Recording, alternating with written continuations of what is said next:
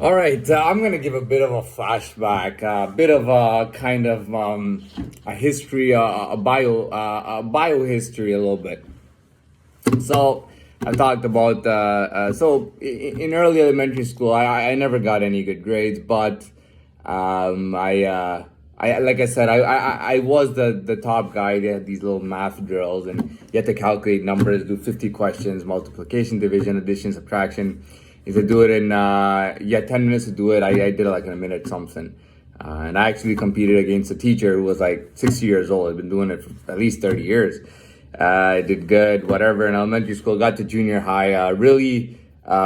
Grades started falling a bit. Attendance wasn't so good, and I wasn't really doing. I wasn't doing anything bad. I was just being lazy, and I wasn't really putting any time into assignments or work or anything. And I was just hoping on selling, well, anyways, that's fine. So it was a quite uneventful 3 years. I would say at junior high was terribly uneventful. I actually never even went to any of the school dances at all. I didn't even want to go for the graduation stuff. I think I showed up anyways, and never wanted to do that anyways. Really, I did not much at all, and it was uneventful. That finished. Got into high school. Before getting into high school, I was like, man, I really don't want to waste the next 4 years of my life doing school when I could be doing something real. You know what I mean? But I got into school anyways, and again, uneventful, getting through there. Didn't really hang out with anybody. Ninth grade, didn't really have any friends really. 10th grade, started making a few friends. All of a sudden, I had like 100 friends. Um, and it felt good. I had my growth spurt at the same time, so everything was happening together. I call that the teenage boom. Sometimes you may find the best or worst of you in that teenage growth spurt because your body is growing so fast, and your brain and everything is kind of accelerated. So you're thinking different, you're behaving different all of a sudden. Now, for most people, that leads them into becoming going into their adult body, and adult brain and whatnot. For me, that didn't happen. I kind of went into that, and then I just, I wanted to be myself again. I wanted to be my younger self again. You know, I don't know. Anyways, nothing is really eventful. I will say that, things got a little too cozy, and I wanted to push, and I wanted there to be some kind of problems in my life. My life was never problematic. It was very safe, lazy, relaxing, comfortable. So I thought, although I was a strange cat, but I was strange because, I mean, come on, I was a fucking vampire, man. Anyway, and I'm growing up, and I don't have vampire family with me, to teach me how to do this and how my body works and all that stuff. I didn't have that at all. I didn't have anybody teaching me jack shit about anything. Hey, you can do this. Nothing like that. So let's fast forward. So I get to 18, 19. Now I want problems in my life. I want there to be problems. You know what I mean? And I'm creating problems in my own life with everybody I know, and every way that I can. I hit 23. Now, I say I'm gonna turn a new leaf. I'm gonna work as in men's clothing sales or whatever. I think no, that was 22. Yeah, men's clothing, work in men's clothing or sales or whatever. I did that for about a while, maybe 6, 7 months. I actually did very well in it. Statistically, I did very well in it. Following year, I got that ballet job. I started deciding to travel. I have the desire, this utmost desire to land on somewhere that's further than United States, right? Further than the tip of the United States. So I start with Cuba, and I'm dying to get. For some reason, I was dying to get their sun. I wanted their sunlight. I wanted their water around me. I wanted their foreign soil. I wanted my body to feel this foreign land.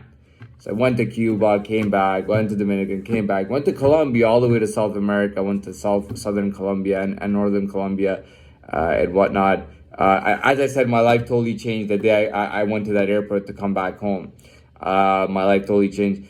I would say that the absolutely most difficult part of my life was doing that bank robbery, thinking, holy shit, I might be doing time for 7 years. You know what I mean? Holy shit, that's some serious shit. I'm only 24 at the time, thinking I might be 31 when I get out.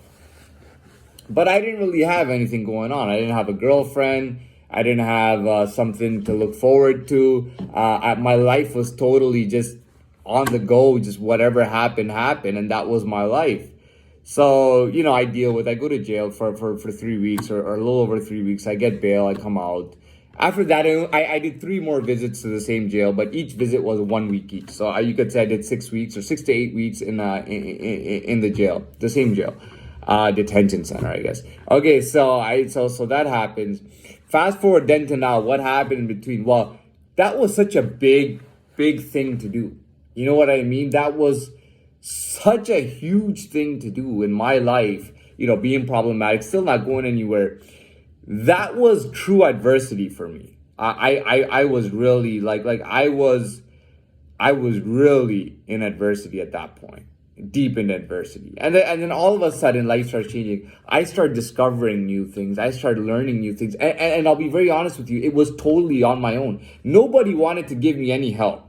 Nobody wanted to give me any real advice. Hey, you could do this. Hey, you could do that. Hey, there's these secrets in the world. Hey, there's this and that. Nobody was telling me anything, and I was figuring it out on my own, which seemed slow because I was on my own, but it was extremely fast. But I would say that was the biggest turning point in my life, was that bank robbery. And then year after year, my mind is just so wow, dude, this really exists. The next year, this really exists. Dude, am I really doing this? Am I really that? Is this what the world, is this what's possible? You know what I mean? My mind is going crazy after that single greatest event of that time. And fast forward to today, I've become such a better person. Even had I been free and not done that, it would have probably taken me this long anyways to become to be able to do, to really go legit or to live a legit life and to live a decent life. I mean, enough money to live well. You know what I mean? Not just money to get by, but money to live well and enjoy my life. And not only money to live well, but to do some kind of business or work in something that I actually enjoy. Some people are lucky, man. Some people find out what they like when they're very young. They're just fresh out of college and they find they're in love with some kind of industry or business and they just keep in it. Some people are lucky, some people are not. Some people go into something that they don't like and they do it for 35 years until they retire. You know what I mean? So everybody's different. Everybody does things differently. But that was a deal for me. And after all this time, and that's exactly what I was looking for when I robbed that bank. I was looking to really have not just cold hard cash and money, but the respect that comes with it. You know what I mean? I didn't want to be somebody that anyone could fuck with. And I don't mean fuck with as in you get into a fight or something, or somewhere. I'm talking about respect, as a member of the community or a member of society. You know what I mean? I wanted to be part of the world. I literally, quote unquote, I said, I'm looking for my ticket into this world out loud. I said, I am looking for my ticket so that I can actually be in the fucking world, because I haven't been in the goddamn world. I want to get in the world, and I wanted to have money, and I wanted to have respect as a real member of society on this planet. And after a grueling almost 7 hard years, I finally gained that presence. Something, and when I think back, I go, dude, I had all the confidence in the world, I had everything and all that stuff. But I always felt like I would be stuck in this shadow world where I would almost be I would almost be like self-slavery, self-enslaved, I thought that was going to be the deal forever. No matter how smart I was or what I was doing, I really thought that was going to be my reality for just as long as it was just gonna be a long ass. That's what I thought. And after robbing that bank, it looked like everything was gonna go downhill. But I kept hope all the time.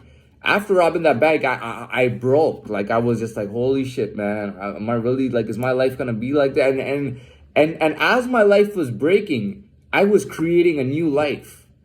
And I was I like I was starting to have hope, okay, just wait a few more months, something good might come up. Wait 6 months, and even if it wasn't something directly to help me in my situation, I'd be finding things out. I'd be like, wow, I can't believe that exists, and I figured that out. Wow, you know what I mean? And even when I was in here doing a lot of things, I had nobody ever teach me. Oh, you can do this if you do this. You just got to do it. Nobody, everybody made a point to not teach me at all. So I never had anybody teach me, no matter where I went, no matter what I did. I was always teaching myself. Nobody wanted to teach me sports, anything. I had to learn everything on my own. I had to learn everything on my own, and I never learned from anybody. I had a bit of an ego thing too. When I was a kid, I had this ego like I was a grown man, even though I was like a small little kid. I always had this ego like I was a grown man, and I wanted to be treated like a grown man all the time. When I went to school, everything, the way my teachers talked to me, I wanted to be treated like a grown man. But anyways, but hey, that's the biopic. Okay, I said it. It was 11 minutes. I got the biopic in, and you got all the gist of everything that you wanted in there. And I will post this up.